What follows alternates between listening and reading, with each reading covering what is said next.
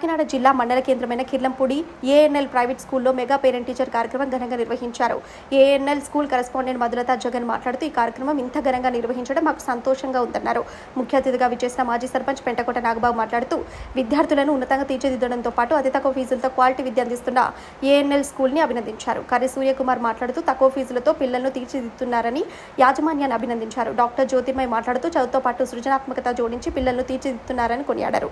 ఈ కార్యక్రమంలో correspondent Jagan, principal మధురత, శరకనం Santosh, కురుమల చిన్ని, సంగన వెంకటేశ్వరరావు, పిల్లకుర్తి శివాజీ, వేగి సాంబశివ, బీజేపీ మండల అధ్యక్షులు శరకనం రాజబాబు, దాడి పెదబుజ్జి, రాజేష్, యల్లప్ప నానాజీ, విద్యార్థులు, తల్లిదండ్రులు, గ్రామ ప్రజలు, ప్రముఖులు పాల్గొన్నారు.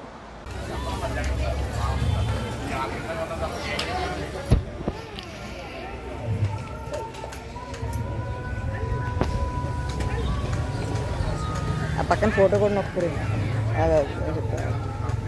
ఎవరైనా వచ్చి మాట్లాడచ్చండి. జై జగన్ అంటారా, జై మధులత గారు అంటారా? జగన్ సారా, మధులత మేడం గారా? ఇప్పుడు సూపర్ పైకి థ్యాంక్ యూ పావని మేడం గారు, మా ఆహ్వానాన్ని మన్నించి హెల్త్ బాగోపోయినా కార్యక్రమానికి ఇచ్చేసినందుకు థ్యాంక్ యూ.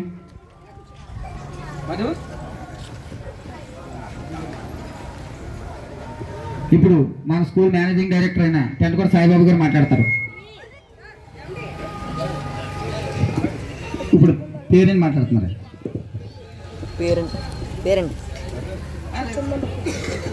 అందరికీ నమస్కారం అండి. స్టేజ్ మీద ఉన్నటువంటి పెద్దలందరికీ, ఈ స్కూల్ ప్రిన్సిపాల్ గారికి, అలాగే మేడం మధులత గారికి నా నమస్కారం అండి. మా బాబు ఇక్కడ యూకేజీ చదువుతున్నాడు. ఇప్పుడు నేను స్టార్టింగ్ ఇక్కడ జాయిన్ చేసేటప్పుడు మాది యాక్చువల్లీ ఏలేశ్వరం భాషిన్ స్కూల్లో జాయిన్ చేశాను నేను.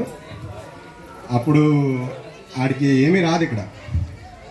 ఇక్కడ నేను జాబ్ పర్పస్ మీద ఇక్కడికి వచ్చేసిన తర్వాత స్కూల్ సెర్చ్ చేస్తుంటే ఏదైతే కిర్లంపూడిలో తక్కువ స్కూలు, ఫీజులు తక్కువ ఉండి బాగా స్టడీ ఉండి ఏదైనా ఎంక్వైరీ చేస్తే ఈ స్కూల్ ఎక్కడా కూడా పబ్లిసిటీ కానీ ఎటువంటి ఏమీ ఎక్కడా లేవు. అలాంటి పర్పస్లో మేము ఒక పర్పస్ మీద ఇక్కడ స్కూల్కి వస్తే ఈ స్కూల్ ఎలా చూస్తే ఏంటబ్బా ఇక్కడ స్కూల్ ఉందని చెప్పేసి నేను వస్తే లోపలికి వచ్చి చూస్తే, సార్ మీకు ఎలా తెలిసింది ఇక్కడ స్కూల్ ఇది అని చెప్పేసి అంటే, సార్ నాకు ఏదో చెప్పిన తర్వాత సరే చూద్దాం సార్ అని చెప్పి నేను మా వాడిని ఇక్కడ జాయిన్ చేయడం జరిగింది. జాయిన్ చేసిన తర్వాత సరే ఇంప్రూవ్మెంట్ ఉంటుందా, బట్ చేయగలమా, భాష స్కూల్లో చదివాడు కదా, ఇది చాలా చిన్న స్కూల్ అనిపించింది. బెటర్ దెన్ ఏంటంటే మా వాడు భాష స్కూల్లో నేర్చుకున్న దానికంటే ఈ ఏఎన్ఎల్ స్కూల్లో నేర్చుకున్నది బాగా ఎక్కువ. నేను ఆ సార్కి మళ్ళీ దాన్ని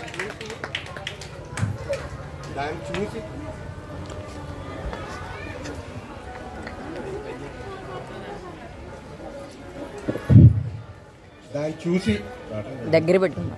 దాన్ని చూసి మా చిన్నబ్బాయిని కూడా నేను ఇక్కడ జాయిన్ చేయడం జరిగిందండి. వాడి ఇంప్రూవ్మెంట్ ఎలా ఉందంటే టోటల్ యాజమాన్యానికి నేను చాలా కృతజ్ఞత తెలుపుకుంటున్నాను. బెటర్ దెన్ ఏంటంటే ఇంకా బెటర్గా చేస్తారని స్కూల్ యాజమాన్యానికి చాలా తీసుకుంటాను. Thank you sir. అందరికీ కూడా నమస్కారాలు తెలియజేస్తూ ఈ కార్యక్రమానికి ముఖ్య అతిథులుగా చేసిన డాక్టర్ గారికి, అలాగే ఎక్స్ సర్పంచ్ కుమార్ గారికి, బీసీ డైరెక్టర్ వెంకటేశ్వర గారికి, అలాగే శివాజీ గారికి, బీజేపీ అధ్యక్షులు డాక్టర్ గారికి, అలాగే వార్డు మెంబరు సాంబశివ గారికి, సంతోష్ గారికి, అలాగే ఇక్కడ స్టేజ్ అలంకరించిన గౌరవ పెద్దలందరికీ కూడా పేరున నమస్కారాలు తెలియజేస్తూ, ప్రతి సంవత్సరం కూడా సంవత్సరానికి 2-3 మీటింగ్లు పెట్టి మమ్మల్ని ఆహ్వానించినందుకు ఈ స్కూల్ తరఫున మేమందరూ కూడా వచ్చిన పెద్దలందరికీ కూడా ధన్యవాదాలు తెలియజేస్తూ ఉన్నాం. అలాగే తక్కువ ఫీజులతో మంచి విద్యను అందిస్తున్న టీచర్లందరికీ కూడా ఈ స్కూల్ యజమాని తరఫున, కిర్లంపూడి తరఫున టీచర్ స్టాఫ్ అందరికీ కూడా ప్రత్యేక ధన్యవాదాలు తెలియజేస్తూ పిల్లల్ని మంచి అభివృద్ధి బాటలో నడిపించవలసిందిగా కోరుకుంటూ నాకు ఈ అవకాశం ఇచ్చిన స్కూల్ యాజమాన్యానికి ధన్యవాదాలు తెలుపుతూ సెలవు తీసుకున్నాను.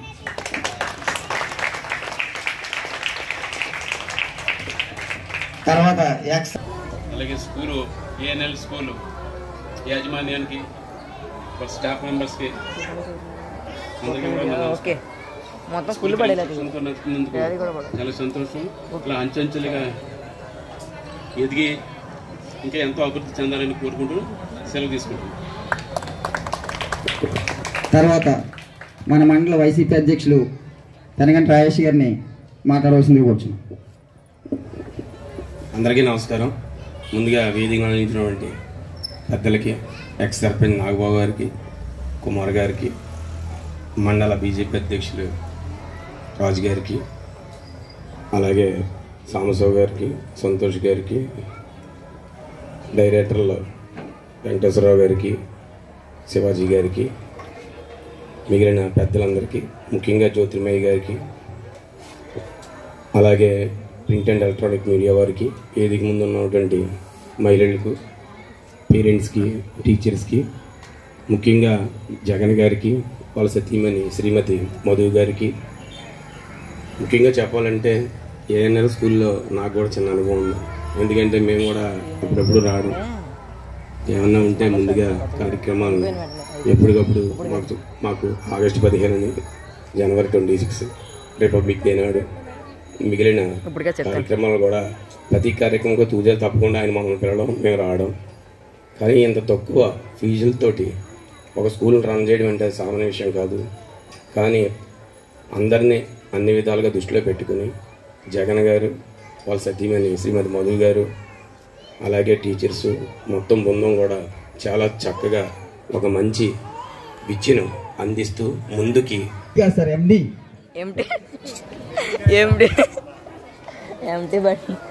అందరికీ నమస్కారం అండి.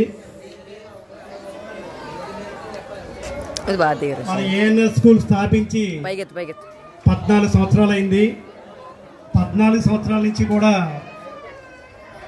ఈ స్కూల్లో ఎడ్యుకేషన్ ఎలా ఉంటుంది అన్నది మీ పిల్లల యొక్క మాట తీరులో గట్టా మీకు తెలిసిపోతూ ఉంటుంది. ఎందుకంటే కిర్లంపూడికి అలాగే కూడా చరిత్ర ఉంది. ఏంటంటే ప్రైవేట్ స్కూల్ ఫంక్షన్లకు కానీ స్కూల్ మన కిర్లంపూడికి సంబంధించిన ఒక పేరు చెప్పగానే కిర్లంపూడి అని గుర్తొస్తుంది. అలాంటి వ్యక్తి మన ముద్రగడ పద్మనాభం గారు. ముద్రగడ పద్మనాభం గారు ఏదన్నా స్కూల్ ఫంక్షన్కి మాత్రమే వచ్చారు. ఆయన ఇంచుమించు 4 సంవత్సరాల క్రితం ఈ స్కూల్ దగ్గరికి రావడం జరిగింది. అలాగే ఏఎన్ఎల్కి ఏంటంటే ఆయన రావడం అన్నది ఆ ఏఎన్ఎల్ కూడా గొప్పతనం కాబట్టి ఆయన కూడా ఏదన్నా అంటే ఆయన నిజాయితీపరుడు. నిజాయితీగా స్కూల్ని ఎవరు రన్ చేస్తున్నారని ఆయన ఎంక్వైరీ చేసుకొని ఏఎన్ఎల్ స్కూల్ ఉంది, నిరుపేదలు కూడా ఇక్కడ చదువుకోవడానికి అవకాశం ఉందన్న ఉద్దేశంతో ఇక్కడ జాయిన్ చేయడం జరిగింది. ఈ 14 సంవత్సరాల నుంచి కూడా ఈ స్కూల్లో నేను ఈ స్కూల్ మేడం గారు మధులత గారిని చాలాసార్లు మందలించాను. నేను దేని గురించి అంటే ఆవిడ ఇది స్కూలు ఉదయం స్టార్ట్ అవుద్ది, సాయంత్రం 5 గంటల వరకు పిల్లలు అలా ఉంటానే ఉంటారు. కానీ ఎప్పుడు పైకి ఎక్కదు, మేడ మీదకి ఎక్కదు, ఇది కిందనే ఉంటుంది. ఇదేంటండి మేడం గారు మీరు ఎప్పుడు కిందనే ఉంటారు, మీకు భోజనాలు టిఫిన్లు ఇలాంటివి ఏమీ లేవా అని అడిగాను. నేను చాలాసార్లు మందలించాను. ఏదైనా చేసుకోవాలంటే మనం కూడా మన తర్వాతే పిల్లల కట్ట చెప్పాలంటే అలా కాదండి. మనల్ని నమ్మి వాళ్ళ తల్లిదండ్రులు చిన్న పిల్లల్ని ఇక్కడికి పంపిస్తా ఉన్నారు. వాళ్ళకి ఏ క్షణంలో ఉన్నా నేను నిర్లక్ష్యం చేశానంటే వాళ్ళకి ఏమన్నా జరిగిందంటే స్కూల్లో చెప్పి టీచర్లు అందరూ ముందు మా మీద పడతారు, దాని గురించి రోజు తినేదే కదా సాయంత్రం తింటామని చెప్పడం జరిగింది.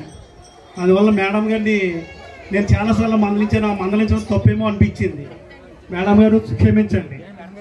అలాగే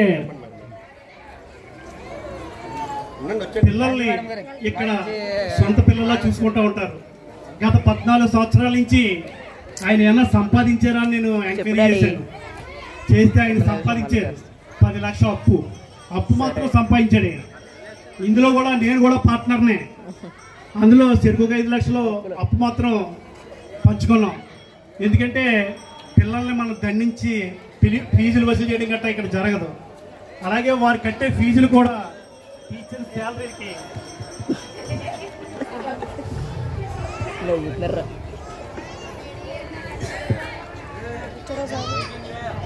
కంగారు పడు.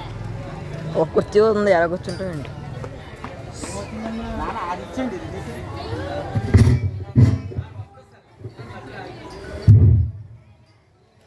మీరేంటి స్కూల్ పెట్టి సాధించింది ఏంటి, ఏం సాధిస్తారో అని అడిగితే ఇప్పుడు వీళ్ళిద్దరూ మేడం గారు ఎంత తెలియదు, ఈయన ఐటీ ఇన్ఫర్మేషన్ టెక్నాలజీ.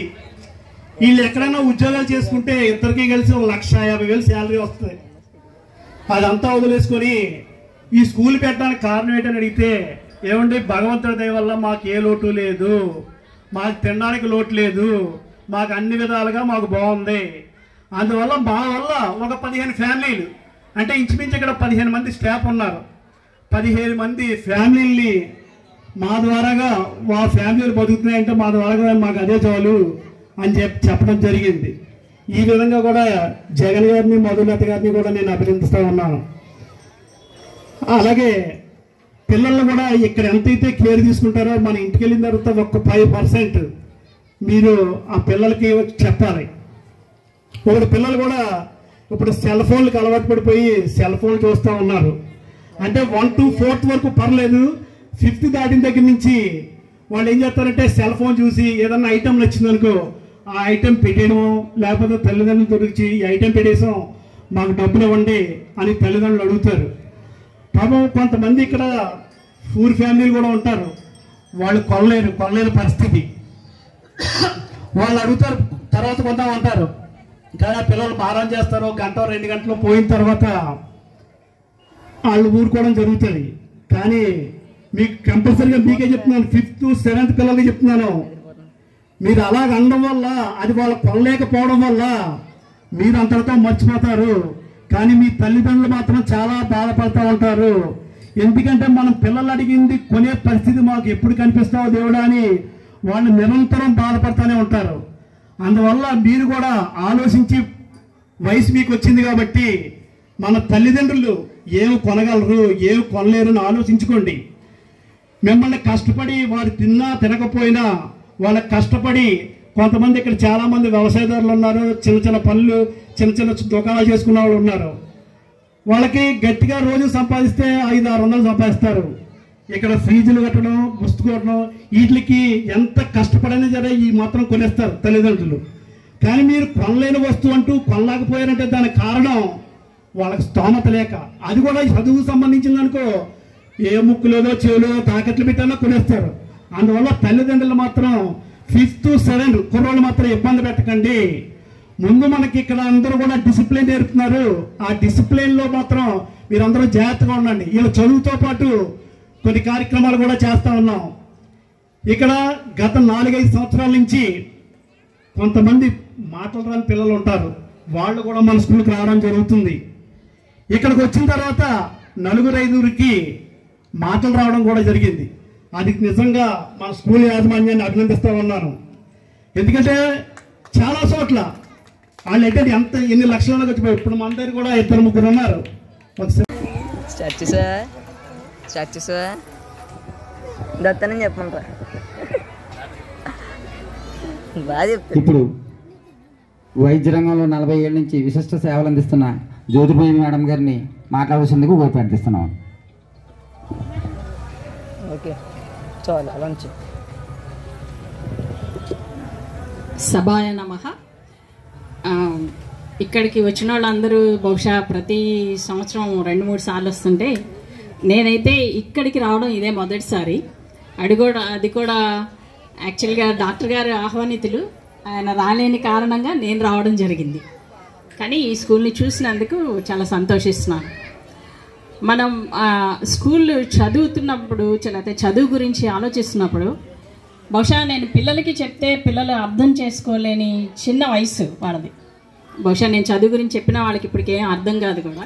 కానీ తల్లిదండ్రులు ఉన్నారు కాబట్టి మనం చదువు 2-3 రకాలుగా చదవచ్చు. ఒకటి, చదవాలి, చదవకపోతే ఏమీ లేదు, రేపు భవిష్యత్తు లేదు కాబట్టి చదవాలి. అది క్యాజువల్గా చదువుతారు, దాని గురించి పెద్దగా ఇంట్రెస్ట్ తీసుకోరు, ఎల్లకల్లాగా పాస్ అయిపోతారు.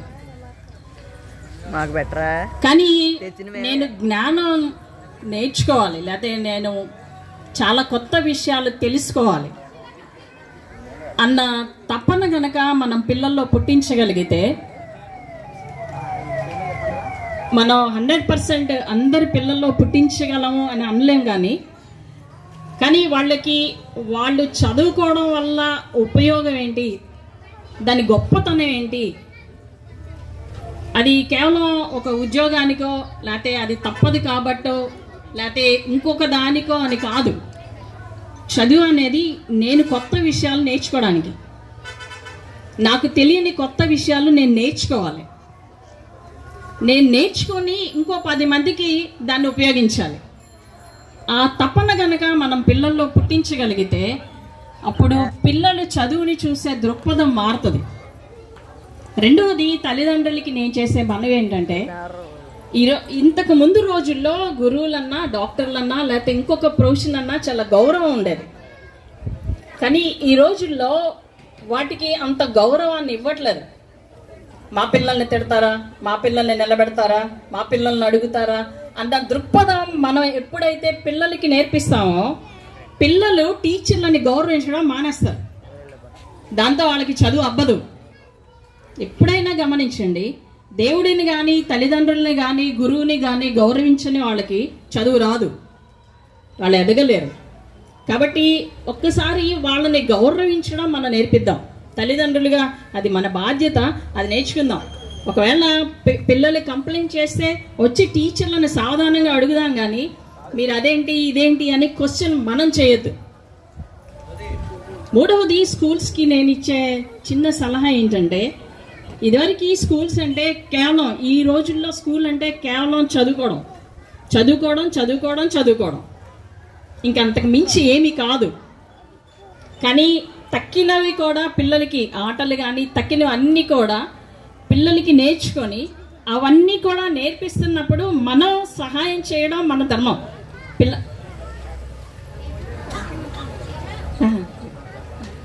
ఓకేనా? సో అందుకని అవన్నీ కూడా పిల్లలు అన్నీ నేర్చుకునేలాగా, కేవలం చదువు మాత్రమే కాకుండా అన్ని వైపులా వాళ్ళకి ఆటలు వచ్చి ఉండాలి, చాలామంది కుట్టడం వచ్చి ఉండాలి, డాన్స్ వచ్చి ఉండాలి, పాటలు వచ్చి ఉండాలి, అన్నిటినీ ఎంకరేజ్ చేసేవాళ్ళుగా మనం ఉండాలి. స్కూల్ కూడా ఆ విధంగా ఉండాలి. నేను ఇప్పుడే భక్తుల ద్వారా విన్నాను, చాలా తక్కువ ఫీజుతో రన్ చేస్తున్నారని. అలా తక్కువ ఫీజుతో రన్ చేయడంలో ఉండే ఇబ్బందులు ఏంటో నాకు కూడా తెలుసు. కాబట్టి ఆ స్కూల్ని నేను యాజమాన్యాన్ని అప్రిషియేట్ చేస్తూ, దీనిలో వర్క్ చేస్తున్న ప్రతి ఒక్కరిని అప్రిషియేట్ చేస్తూ నేను ముగిస్తున్నాను. Thank you. 139 కోళ్ళ బీసీ నాయకులు వచ్చి తమ ప్రసంగాన్ని వినిపించవలసిందిగా కోరుతున్నాం.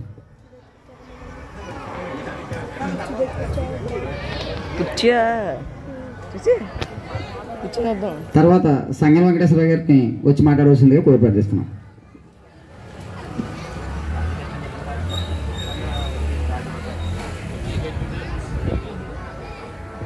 తర్వాత విశ్రాంతి ఉద్యోగి పాలాట్ల గోపాలరావు గారిని వచ్చి మాట్లాడవలసిందిగా కోరుతున్నాం.